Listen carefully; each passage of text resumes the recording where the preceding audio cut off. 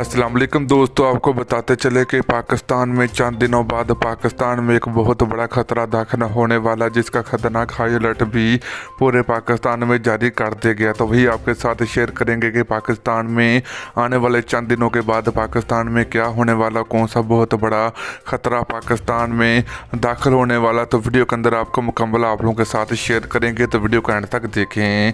तो दोस्तों, उससे पहले अगर आपने अभी तक इस वीडियो को लाइक नहीं किया तो वीडियो को लाइक करें, चैनल को सब्सक्राइब करें, बेल आइकन जरूर इनेबल करें ताकि आप लोगों को मजीद वीडियो का नोटिफिकेशन मिल सके। तो चलिए दोस्तों, आपको बताते चलें कि पाकिस्तान में आने वाले चंद दिनों के बाद पाकिस्तान में मूसलाधार बारिशें शुरू होने का इम्कान है। और ये पाकिस्तान में ये जो बारिशें होंगी, ये पाकिस्तान में जो कि 10 और 12 दिन तक जारी रहेंगी। तो दोस्तों, पाकिस्तान में जैसे आपको पता कि काफ़ी ज़्यादा गर्मी पड़ रही है